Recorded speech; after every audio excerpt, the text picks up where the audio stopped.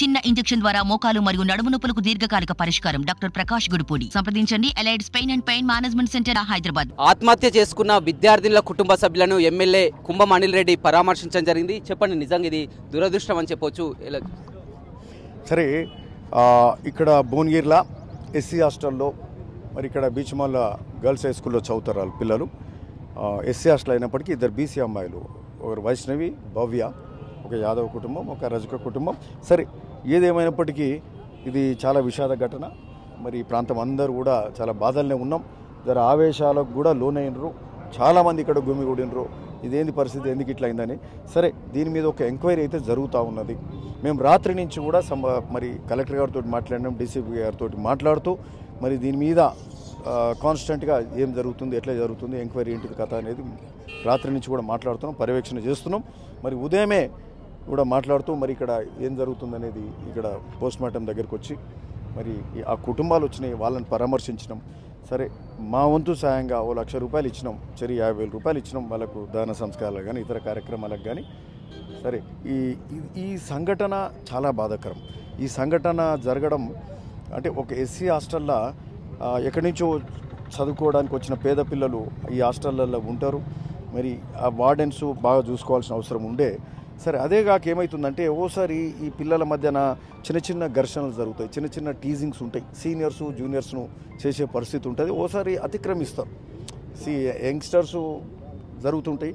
So అట్లా జరిగిన క్రమాన సరే పూర్తిగా మేము ఎంక్వైరీ వరకు వచ్చే వరకు చెప్పలేము కూడా, కొన్ని ఇబ్బందికరంగా కూడా ఉంటాయి చెప్పాలంటే.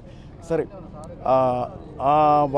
ఆ వాతావరణంలో మరి ఆ పిల్లలు జర కంప్లైంట్ చేసినారు, 7th క్లాస్ పిల్లలు. ఆ వార్డెన్ జర సరిగ్గా కౌన్సిలింగ్ ఇవ్వాలి, పేరెంట్స్ని పిలిచి కౌన్సిలింగ్ ఇవ్వాల్సిన అవసరం ఉండే, అది జరగలే.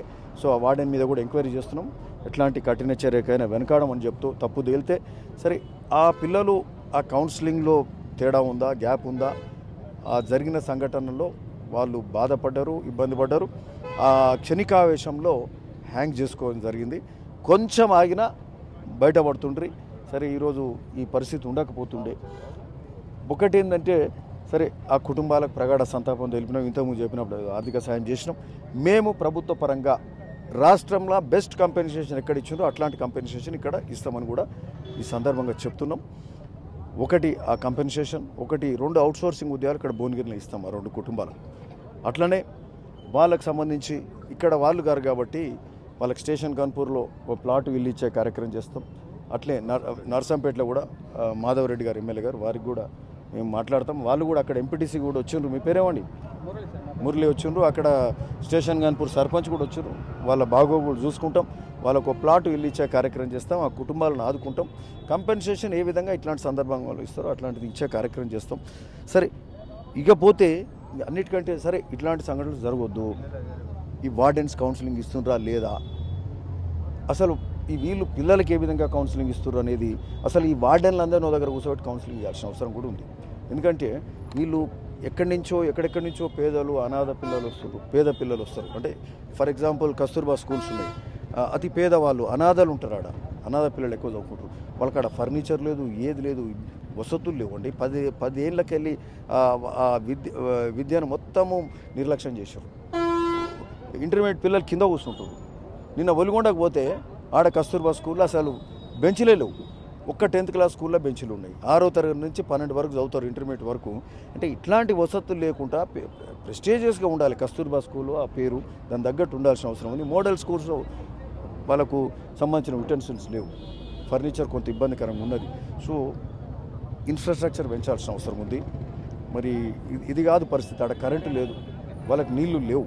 సరే, ఇవే కాకుండా ఎక్కడెక్కడి నుంచో వచ్చిన పిల్లలను జర ప్రేమ అభిమానంగా చూడాల్సిన అవసరం ఉంది. దూరంకి వెళ్ళి వస్తారు, ఏ విధంగా ఎట్లాంటి పరిస్థితులలో ఉంటుండ్రు ఇవన్నీ కూడా చూస్తూ వాళ్ళకు ముఖ్యంగా భువనగిరిలో all Kasturba schools, all model schools, ప్రభుత్వ స్కూళ్ళలో కూడా అక్కడక్కడ బాత్రూమ్లు లేవు, అక్కడక్కడే చాలా దగ్గర బాత్రూమ్ లేని పరిస్థితి. మరి 10 ఏళ్ళ కాలంలో టీఆర్ఎస్ ప్రభుత్వం మరి ఇవన్నిటిని కూడా నిర్లక్ష్యం చేసింది. ఇవన్నిటిని కూడా చక్కబెట్టాల్సిన అవసరం కూడా ఉన్నదని కూడా ఈ సందర్భంగా చెప్తూ మరి ఇట్లాంటి పరిస్థితి పునరావృతం కాకుండా మొత్తం అధికారులు కూడా మా జేసీ గారికి ఇట్లా అందరూ కూడా ఉండిరి మరి దీని మీద ఫర్దర్గా ఆల్ స్కూల్స్ మీద మేము పర్యవేక్షణ చేస్తాం. రైట్, చూడొచ్చు నిజంగా ఇది దురదృష్టకరమైన ఘటననే. అన్ని విధాలా ఆదుకుంటాం, ప్రభుత్వ పరంగా కూడా వారికి ఇచ్చేటువంటి బెనిఫిట్స్ కూడా కలగజేస్తాం, అదేవిధంగా అవుట్ సోర్సింగ్ లో కూడా ఉద్యోగం కల్పిస్తాం, తక్షణ ఆర్థిక సాయం కింద కూడా ఆర్థిక సాయం చేస్తాం, అన్ని విధాలా ఆదుకుంటాం, అదేవిధంగా హాస్టల్ వార్డెన్ పై కూడా చర్యలు తీసుకుంటామని భువనగిరి ఎమ్మెల్యే కుంభం అనిల్ రెడ్డి చెప్తున్నారు. Vote studio. మరిన్ని వీడియోస్ కోసం ఛానల్ ని సబ్స్క్రైబ్ చేయండి, లేటెస్ట్ అప్డేట్స్ కోసం వాట్సాప్ ఛానల్ ని ఫాలో చేయండి అండ్ లింక్ డిస్క్రిప్షన్ లో ఉంది.